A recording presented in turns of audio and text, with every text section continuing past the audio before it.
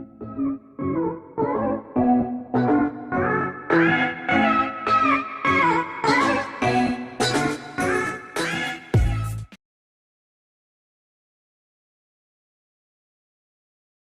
is up, you guys? Welcome back to my channel. You already know what it is. It's time for another Buffy video, more specifically reacting or reviewing rather the second episode of season 1 of Buffy the Vampire Slayer. So if you haven't watched the episode 1 that I did, Welcome to the Hellmouth, you can go watch that now or after this video.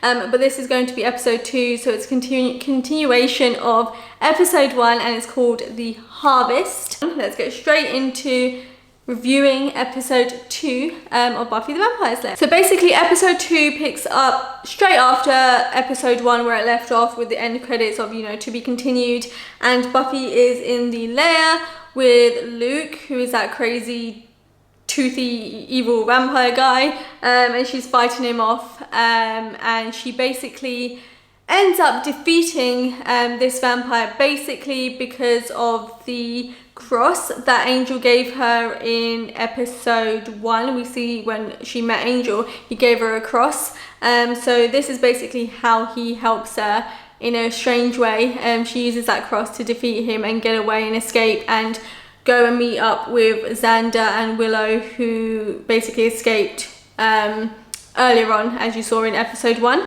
And this basically shows that Angel's introduction, although not a big introduction in episode 1, it was very important because it shows that he's there to help Buffy, and he's going to play a pivotal role in who Buffy is and helping Buffy out as we sort of move along throughout the episodes and throughout the seasons. Buffy helps Willow and Xander learn that Jesse, who was Willow's date and the guy that was trapped in the lair in the first episode, has basically been abducted by Darla and the rest of the vampires, and that kind of opens up to what this episode is trying to get, you know, trying to save Jesse, but also try and stop the Master, because we're going to learn that the Master basically wants to open the Hellmouth and free himself and gain all this power, and he's really the big bad of this season, and you'll learn that each season has their own big bad. If you remember Darla, she is the evil vampire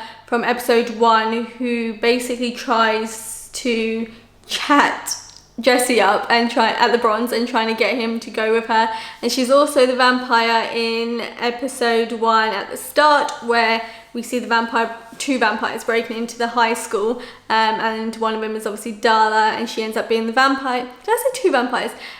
One is a vampire, Darla, and the other one is just a normal guy, and she basically turns on him and attacks him when we thought that they were out on a date and that maybe he was the evil vampire, but no, it ended up being Darla, and she's quite an important character, at least this season anyway, and she sort of comes back throughout Buffy. But yeah, she's really an important character, and she, I guess, plays a strong role with the Master and who Buffy basically has to defeat. And this basically leads us to the opening credits, where this whole episode is the girl has to save the guy, as we already sort of explored in the first Buffy review that I did, where Expect the Unexpected with Buffy, and the guy is the one that needs saving, not the girl, and basically Buffy is going to be the heroine that saves Jesse basically by the end of the episode. And then we move on to Giles dumping all this information onto the gang, basically like an information dump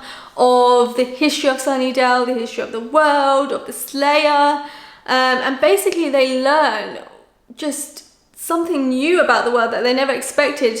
You know, the world and Earth was not as pure as they once thought it was, and there's a lot of evil and history in it that you wouldn't have been obviously told in school or by your teachers or by your parents, and it's really all this new information to them, and they're all sitting there like, okay, because mind you, they've grown up in Sunnydale, so they know that weird things always happen in Sunnydale, but they don't quite know what.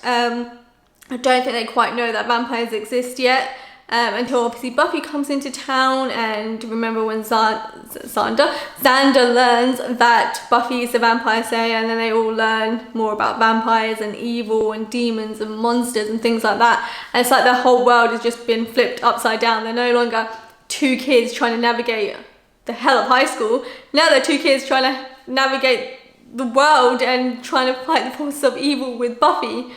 That's exactly what I said the first time I saw a vampire. Well, after I was done with the screaming part. It's quite interesting. I love shows that really talk about the history of the origins of, for example, where the characters come from or where the world comes from, and it's really interesting to sort of learn and unpack more as the seasons sort of go on, just about the first evil, the first Slayer, and also how the Earth really began. And then we learn basically that the Christian origin story is just mythology, and there's much more to the Earth than we once thought there was. And we learn that it's a much darker origin than people have been led to believe, and not everything is basically what it seems in the real world.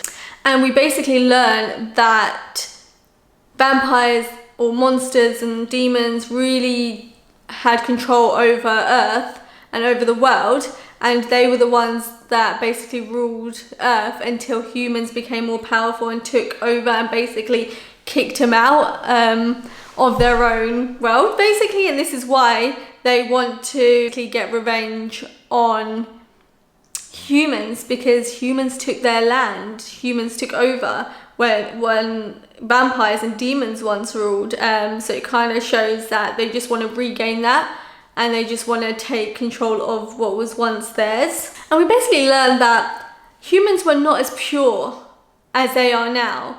So it's kind of ironic, because before you had the humans which weren't pure and they were much darker, and they kicked the monsters out their own basically home, and now you have the vampires and the monsters doing that to humans. So it's kind of a full circle moment of humans did it, and now the monsters and the vampires want to regain that back.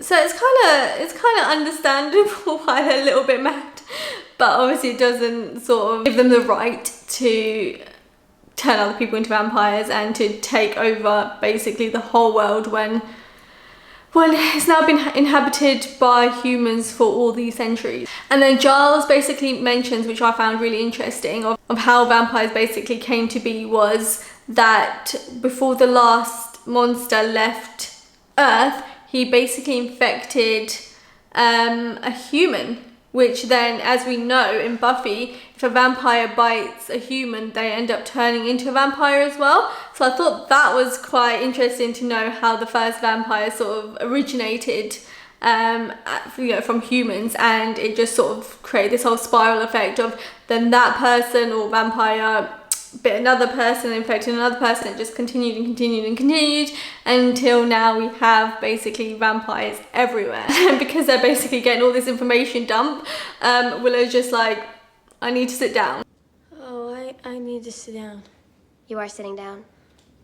Oh, good for me. And it just goes to show just how the dynamic is going to be between all these characters. Moving on, we see Jesse being brought to the master and to where he basically lives.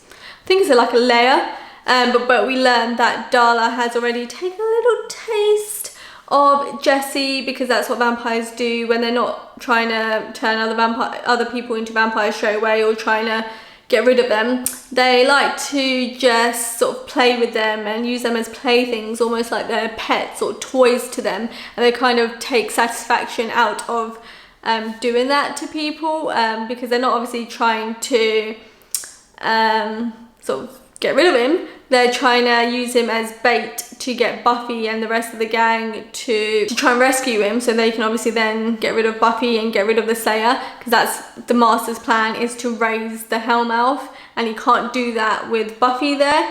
And although we only see glimpses of the Master throughout basically the first 2 episodes, but also the rest of the season, we see bits and bits of him, because he's supposed to be kept as this mysterious guy, and he is the big bad of this season. We really do feel his presence just with obviously through the other vampires, but also with the way he takes control over Buffy more mentally than physically, and he's trying to really get in her head and scare her, and you know, because he obviously wants to win and get his job done, and he can't do that with the Slayer, so he has to really affect her, so she doesn't gain all this power, and to sort of, I guess, try and scare her off or make her weak. So when it comes to this big final battle that they have at the end of season 1, she's already defeated in a way, because she just can't go up against him, and I think that's his plan. So you really feel his presence within the nightmares that she has, or just you see her really scared of losing this fight. And this just shows that Buffy hasn't really gained full control over her powers yet. And then Giles, of course, more information, explains to the Scooby Gang about the first Slayer and who the first Slayer is and was, and how Buffy really is special, because the first Slayer really didn't have friends or family to help her out, or technology, you know, to help her fight evil. She had to do it on her own, with obviously the help of a watcher, I guess. But he basically goes into, in every generation there's a chosen one girl, one. It's always that one that they keep bringing up in Buffy, and really kind of shows the isolation of who the Slayer is. And although yes, she has friends and family, she is really isolated in this world, because the whole world rests on her shoulders, really, and she's the only one that can basically save people. You know, who else is going to do it if she doesn't? And it really shows how lonely it can be being the Slayer. Although she, you know, she's a teenage girl that goes to high school and just wants that life, she can't, because she is the Slayer and has a job to do, and she knows that she was basically born to do this, and she knows she has to do it. And you know, like I mentioned, Buffy is the first Slayer to have this help, to have friends, and she has people to share her secret with and to help her, whether that's obviously Willow being, you know, the smart tech hacker girl, or Xander, you know, just being there side by side fighting with her. She really does have that advantage, and technology as well. You know, previous Slayers didn't have technology, they had to use books, which, as we know in Buffy, they like using technology because books take a long time to go through and skip through, whereas in Buffy it's a little bit different, and she really has that upper hand.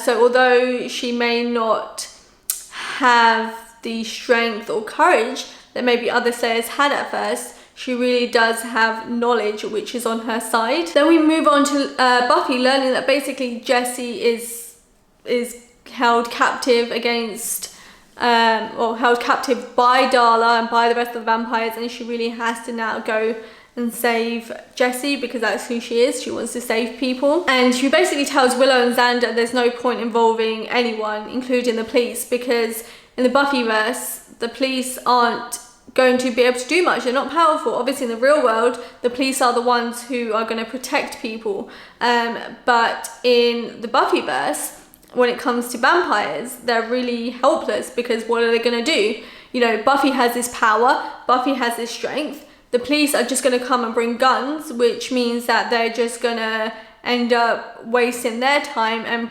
possibly not being a good outcome for them against the vampires, because that's not going to work on the vampires. We know that you need to use a stake to obviously get rid of a vampire, so it's just basically going to cause more mayhem, and she's going to end up having to save the police, which kind of brings us back to the point of isolation, because she doesn't really have help. Although she does, like, she can't involve the law, you know, with most things you can, and you know, that to a 15-16-year-old girl, she has all this riding on her, knowing she basically can't really get help when she has to fight all these vampires, and she is really the only one to do it, because Willow hasn't got the strength that she will get later on in season 1 yet, so she can't really help to much of a extent as she will be later on. And although the technology is really dated in Buffy,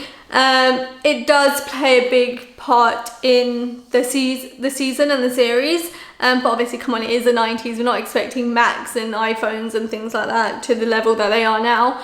but it does play an important part because it really shows, I guess, Willow's character as well, and how she's great at, you know, research and finding things out and hacking, and that really helps the gang when they need to learn more about evil and vampires and things like that. So it does play a significant role, and you'll see that more as the seasons continue. And something that the previous Slayers didn't have that Buffy has is technology on her side, and that is definitely an advantage over other Slayers. But also we learned that there are some demons that can control technology as well, and you'll see that also in future episodes. And then Buffy leaves school in the middle of the day, you know, because she has to go save the world, and she meets up with Angel, basically, who is just, again, being just mysterious Angel and just hanging around, I guess, stalking Buffy. And instead of then going into the tunnels to help Buffy get Jesse out, he's basically just like, good luck. And he literally utters it under his breath, like, good luck. And then as Buffy heads into the tunnels, she gets a jump scare from Xander, who turns up out of nowhere, and he basically wants to just be there to help her because he knows he can't do what Willow does. You know, he's not as smart as Willow, but he wants to show that he is an important part of the Scooby Gang, and he wants to help her, and he really shows up for her when obviously everyone else is busy doing other things. He's there to fight with Buffy side by side and help Jesse, because Jesse, as we know, was a friend of Xander's and was close to Xander, so he really wants to, I guess, help save Jesse as well.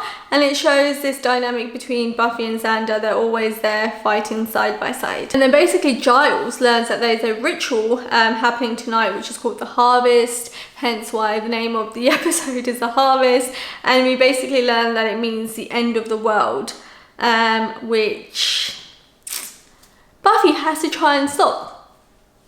Barely having any powers, but she has to try and stop the end of the world. Imagine finals, prom, things like that being stressful, and now, you know, adding saving the world basically on top of that. Poor Buffy. I love the next scene with Willow and Cordelia, where Cordelia is basically bashing Buffy in class. Because I ran into Buffy, and could she be any weirder? She attacked me.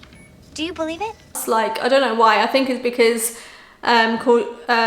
Buffy probably just chose Willow and Xander over her, so she's a bit like mad about it, so she's just bashing Buffy for no reason. And Willow surprisingly stands up to Cordelia and stands up for her friend, which we kind of can relate and link back to episode 1, where at the Bronze, Buffy tells Willow to seize the day, and then Willow's like, seize the day. So it really shows that Buffy's influence and friendship has really given Willow this confidence and courage to stand up for herself and for her friends. So they're all basically learn a little bit from each other and take things from each other. And for Willow, she took confidence and courage and seizing the day from Buffy, and it really goes to show that she will become such a more stronger character as the episodes and seasons develop. And then Xander and Buffy basically find Jesse chained up. Basically he was there as bait, because obviously they knew that, you know, Buffy was going to eventually come to save Jesse, so he's there as bait. But little do they know that Jesse has been turned into a vampire. Of course they weren't gonna, you know, just give Jesse back to Buffy, were they? They turned him into a vampire and they used him as bait. And obviously Xander's not too happy about that, because obviously his friend is now a vampire. But they managed to escape anyway, after they realised obviously what the trick was and what the plan was, to use Jesse as bait. But yeah, they escape and they learn that Jesse will probably end up going to the Bronze, and this is where the big showdown will probably happen. And then Willow, obviously being the smart girl, using all her technology, has found out obviously of the previous harvest and what that means and what they need to do to try and stop the harvest. And then Xander and Buffy basically find Willow and tell her that Jesse's now been turned into a vampire, and that they really need to get all their brains and, you know, all their knowledge together to try and stop whatever's going to happen at the Bronze. And then obviously Giles explains to the gang what the harvest means, which is the end of the world, and, you know, how they can potentially stop the master ending the world. Because the harvest is basically the master freeing himself and becoming powerful, and then trying to bring the Hellmouth back up and freeing all the demons and monsters and vampires that lie in the Hellmouth, and trying to regain Sunnydale and the world to as it once was, you know, owned by monsters. And the high school is literally built on the Hellmouth, which is kind of ironic because it's like a metaphor for high school being hell. That's why I think they did it in such a smart way, building the high school on the Hellmouth, because weird things do happen there and it is like being in hell, but not only because there's vampires and demons, but because that's what high school can sometimes feel like to teenagers. Buffy then goes home to basically get her supplies, as you do. You know, she keeps all her supplies at home because obviously not many people know her secret, and her mum Joyce does not know Buffy's secret, but she's basically there trying to stop her, like telling her no, you cannot go out, because she probably thinks she's going to go party or get up to no good, obviously not knowing who Buffy really is. And because they moved from LA, because Buffy used to get into a lot of trouble back in school and used to get kicked out, so Joyce probably thinks that it's going to happen again, and she doesn't want that to happen. She's like, no, you know, you can't go out, you have to stay in. And Buffy's obviously so determined to try and persuade her mum to let her go, because she knows that she has to save the world, but she can't tell her mum that because her mum just wouldn't understand. And her mum's just like, no, you cannot go out. And at this point you're thinking like, Joyce, I know you don't know, but like, please let her go. She has to go stop the harvest. But Buffy sneaks out anyway through the window with her supplies, just in time to obviously come back before Joyce even realizes, and she heads to the Bronze.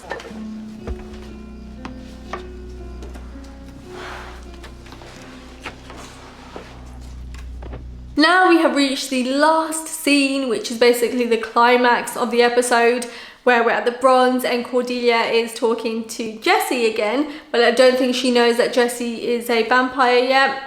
And Jessie is obviously still trying to chat her up, as he did in episode 1, but now he just has all this confidence that he never had, because he is a vampire, and we know that by being a vampire you get all this confidence and power, even if you didn't have that before. But it still goes to show that there's still some kind of humanity left in him, because he's still trying to get with Cordelia, so he still has some connection and some feelings to Cordelia in some way, and we'll kind of learn that as we go along, the connection between being a vampire and being a human, and how both of those sides basically create this vampire, and how you still have that somewhat human connection, and you have those human memories, even though now you're evil. So it doesn't really change that aspect of it, but it just means that instead of him probably wanting to date her, he probably wants to just like turn into a vampire or something, you know, I don't know. And then we get the rest of the Master's minions arrive to battle it out and try and obviously start the ritual, the harvest. And then Luke, that crazy vampire that tried to get rid of Buffy in episode 1, he basically recites his evil monster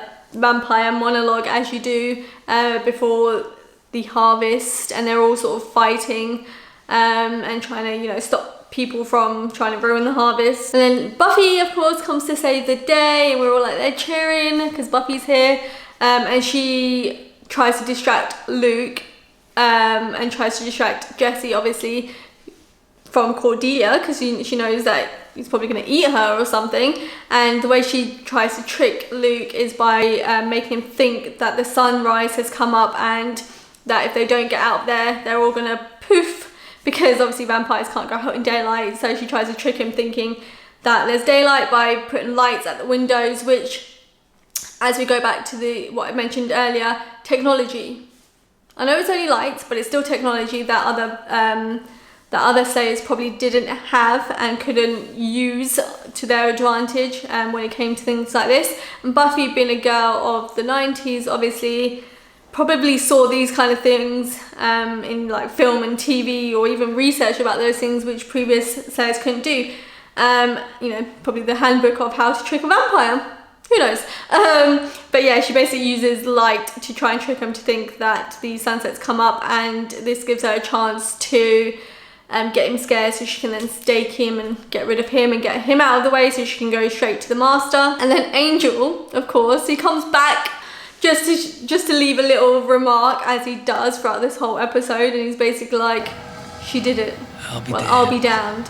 Which is kind of funny and ironic given obviously Angel's true nature of being a vampire, because he's dead, so it kind of ties into each other, and I thought that was quite funny. And the good thing is we'll see more of Angel as we sort of progress, but at this point he just shows up just to give a little remark, and he's kind of there to watch over Buffy. And I think that's what the purpose of him not really being as big in these first few episodes is. He's really there just to watch over Buffy and learn about Buffy and trying to guide her in a way, but not really, if that makes sense. And then obviously they're all kind of battling it out, and we learned that they won, but not really. Like, they saved the day, they saved the harvest from happening, but you know, there's so much more work to be done, and this isn't the end just because they've saved the world just from one kind of battle against the vampires. And then we cut to the next day at school, where Giles basically explains that the master is still around. I was going to say still alive, but we know he's not alive because he's a demon or a vampire, but he's still around, and he's not going to stop until he basically opens the Hellmouth and unleashes all this evil onto Sunnydale and the world. And Buffy basically has to now prepare and train to be able to fight the master before he can open the Hellmouth and free himself. And we see that in every episode, her just gaining more and more strength and training for this big battle that's going to happen at the end of season 1. And we have the gang just sitting around joking about like getting kicked out of school or something like that, and then Giles just turns around and is like, the earth is doomed. Which of course, like I mentioned earlier, is just Giles being witty, even though he doesn't mean it, because it's like, okay, like they're all joking around, they're all having fun, and they're like, we're gonna get kicked out of school, and he's just like, okay, so I have this teenage girl that I have to turn into, you know, the best vampire slayer possible, and they're here just like making fun and joking around. And it's like, he has a lot of work to do, but it shows that as the season goes along, how their dynamic is just like this father-daughter kind of dynamic. And Buffy's quite like, she's a teenage girl, so she needs structure, obviously, to take on the master, and Giles just like trying to do his best to help her out and things like that. But it's really funny, and he's really witty, and it's a great ending to episode 2, because in episode 1 we had that to be continued, and we didn't know if Buffy was going to make it, and now we ended with a witty sort of ending, which we see more of in future episodes, where it sort of ends on a witty kind of note, or in high school, or the gang just like talking about something, and you see that more in future episodes. So there you have it. We have done a review. I was going to say a reaction, but it's not really a reaction, a review of the second episode of season 1 of Buffy the Vampire Slayer, called The Harvest. If you did enjoy that, and you learned things that you never really knew in Buffy, then please let me know down in the comments, and I will be doing obviously episode 3 soon, and obviously doing more of the seasons. So if you do enjoy Buffy content, and if you want to see more, then please make sure you have subscribed and you turn on your notifications so you don't miss a video. If you want to see me do more reaction videos, then let me know. I can do reaction videos of Buffy as well. It's just with Buffy, I've seen it so many times, it's like it won't be obviously a first reaction, but I can still react to it because there's a lot of episodes that I probably don't know as well as some of them.